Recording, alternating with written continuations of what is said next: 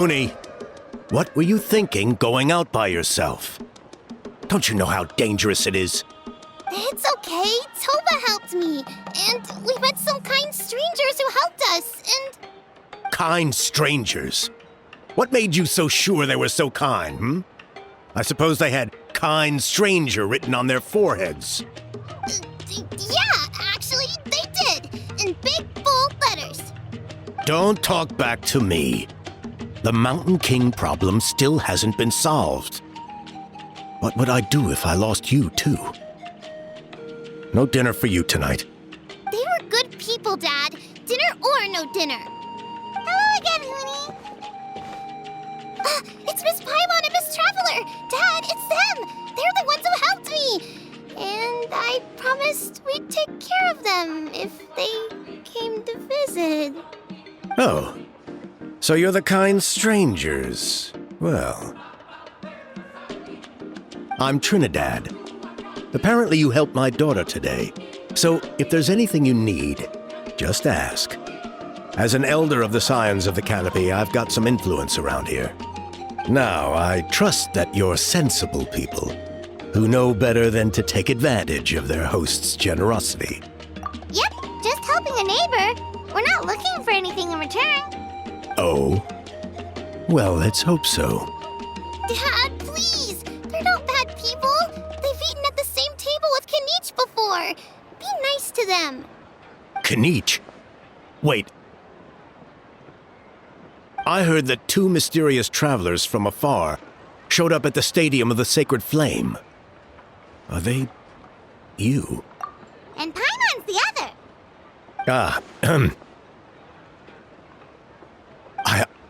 I do apologize. A lot's been going on in our tribe lately, and I suppose the pressure must be getting to me. I can't believe I was so rude to you. I feel ashamed. We got off on the wrong foot. Can we start over? Oh, now we're talking!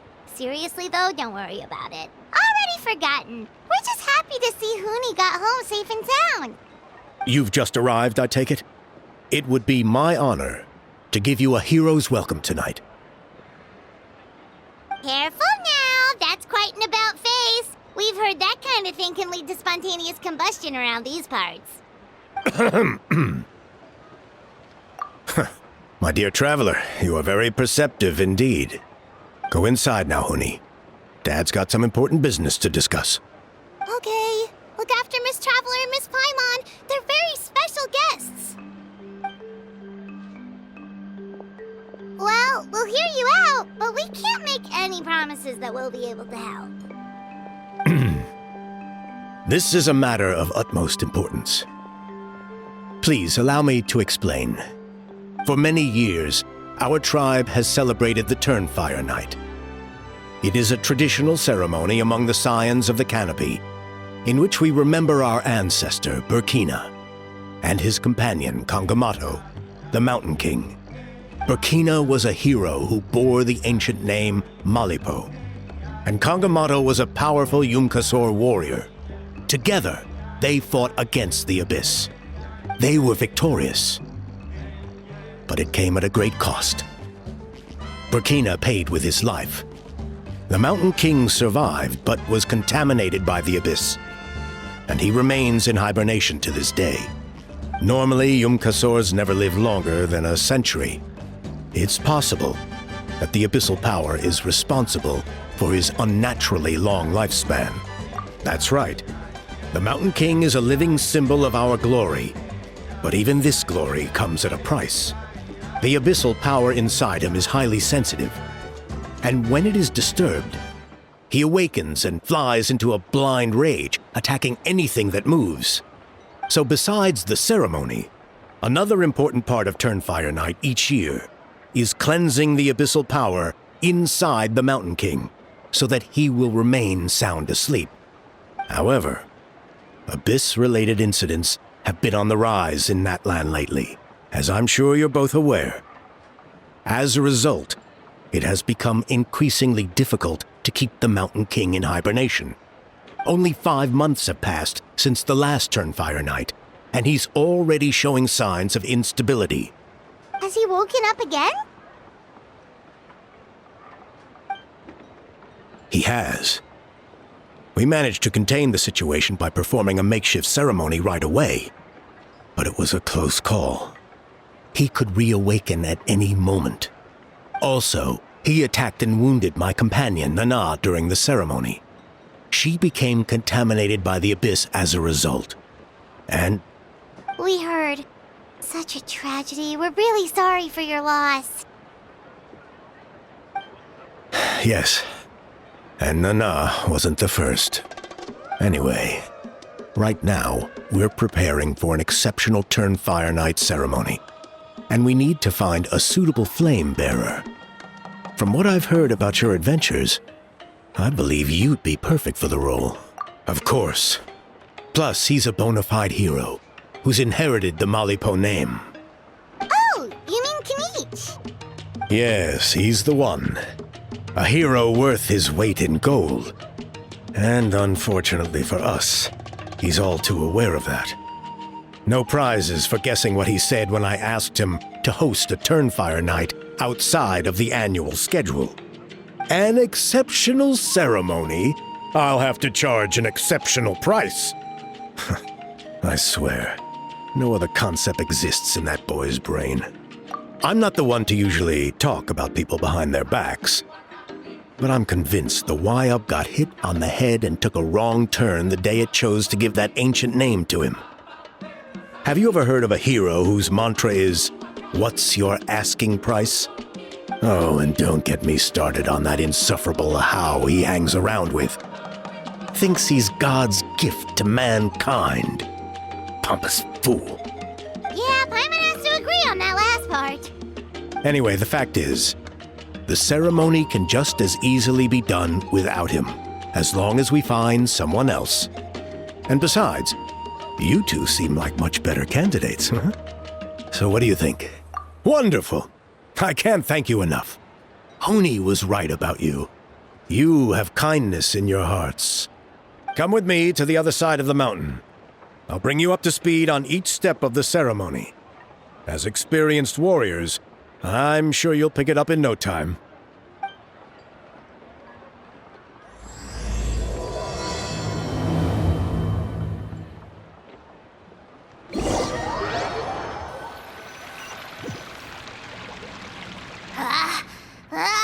Achoo! Curses! Who dares insult the great Kahul Ahau behind his back? Oh, great Kahul Ahau, bless you. Shut your filthy mouth, worm of the abyss! Your putrid words defile the air we breathe. You make the almighty Dragon Lord, Kahul Ahau, sick to the stomach! Speaking as a member of the Abyss Order, that's music to my ears. Exactly the kind of reaction we're going for. But on a personal level, I gotta say, it's pretty hurtful. Ugh, never have we heard such brazen blustering from someone who is inches from death! Up yours, Four Eyes! We spit in your face! Okay, well, that I am at a loss to explain. How do I manage to stay so chirpy and cheerful? I can only guess it's some kind of powerful magic. But I digress.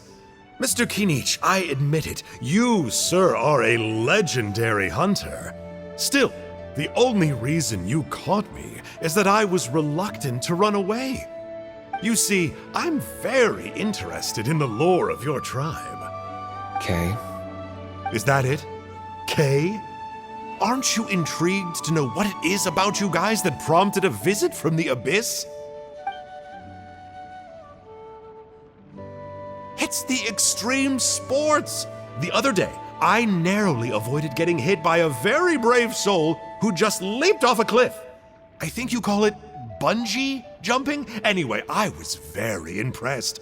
That is what I call embracing the spirit of adventure. Look, I even did a painting inspired by the bravery and freedom of the scions of the canopy. You scum-sucking swine! Ugh, I swear, if you go bungee jumping, it'll be without a rope!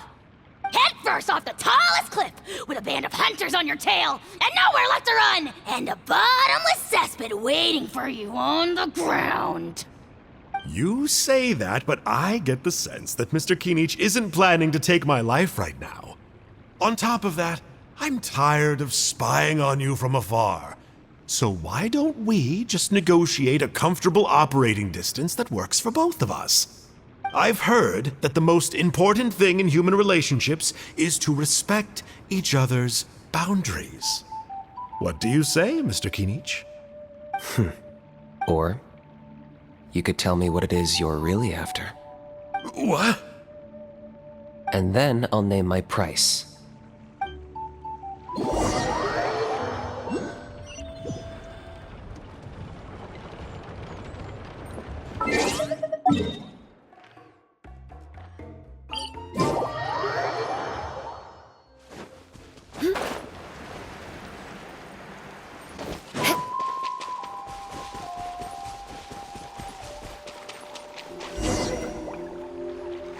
The abyss contamination is back.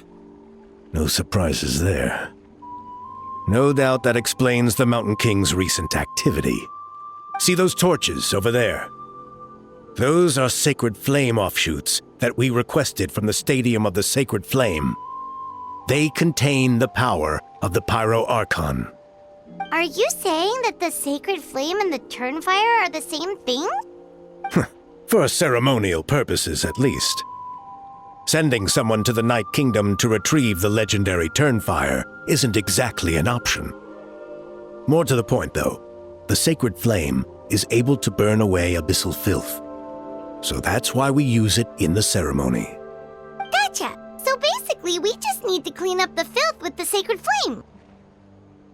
That's one part of it, yes. But the complete ceremony is a bit more complicated than that.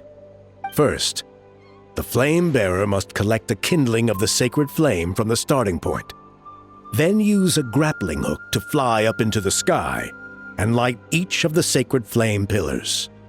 Then they must go down into the canyon, all the way to the cave where the Mountain King slumbers, lighting braziers and the final altar along the way. The most skilled flame bearers can accomplish all of this without touching the ground once. As much as I hate to admit it, Kinich is capable of this. Wow! He can do all that flying without ever falling to the ground? Well, of course Paimon can. It'd be much harder for you guys. Ha! Well, don't worry. It's not a requirement of the ceremony. You're allowed to touch the ground. The only thing you're not allowed to do is turn back. The flame bearer must always keep moving forward. You can't skip a pillar, then come back to it after lighting the next one. To do so would be to disrespect our ancestors. So, what actually happens if you do turn back?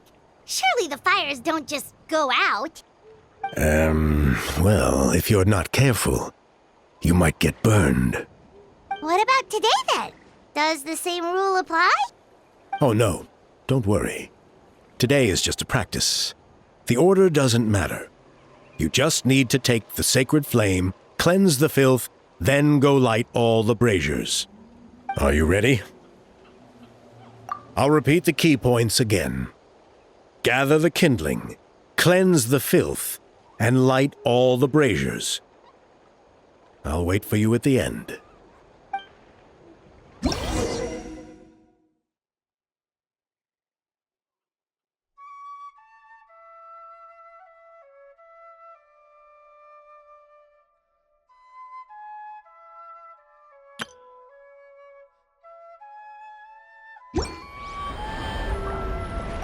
Alright, let's use this kindling to complete our mission. There's abyssal filth over there. Let's burn it away with the sacred flame.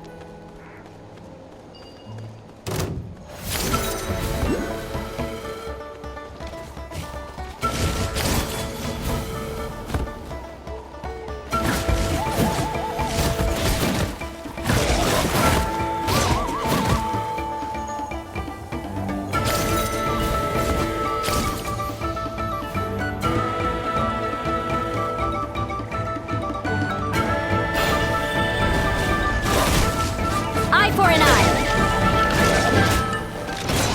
Yeah. Huh.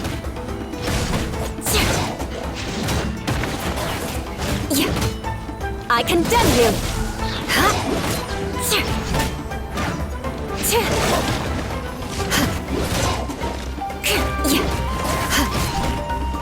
Rack and ruin. More speed. The odds are against us.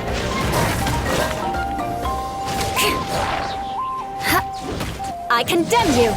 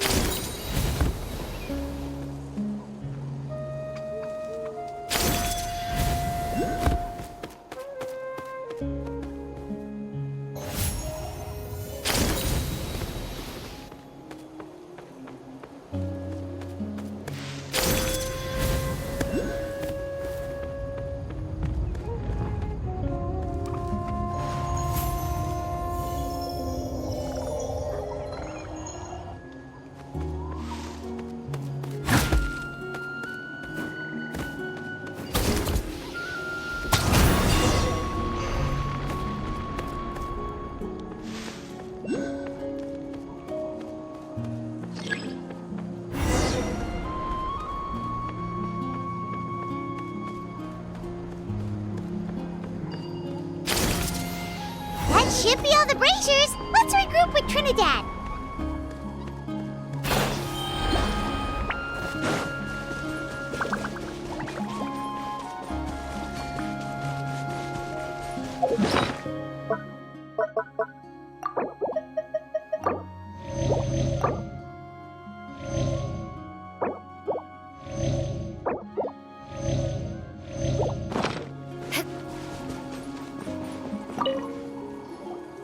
I knew I was right about you.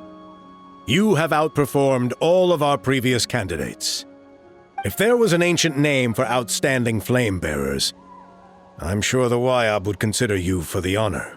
Yeah, although it would probably take Paimon quite a bit longer. Ha ha ha ha. All right.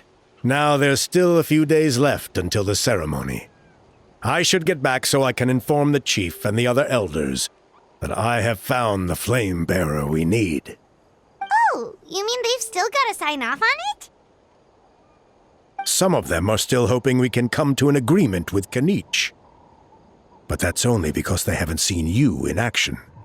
Still, I'm the one responsible for securing a flame bearer. And my recommendation is you. Just for Paimon's own peace of mind, are you sure it's not going to be a problem having Outlanders take on such an important role in your ceremony? See that place over there? There was a time long before the age of Burkina and the Mountain King, when we Scions of the Canopy called that our home. After a period of upheaval, our ancestors were forced to move away. Now it has become a place where our youths go to develop courage and kindle a spirit of adventure. If we fail to keep the threat posed by the Mountain King at bay, it might not be long before we have to move again and find a new home. So to answer your question, I think everyone will agree that you are the right choice. Fair enough. Desperate times call for desperate measures. I'll need you to drop by my place at some point before the ceremony, if that's all right. There are still a few final details that we need to discuss. Okay, see you later then. You have my gratitude.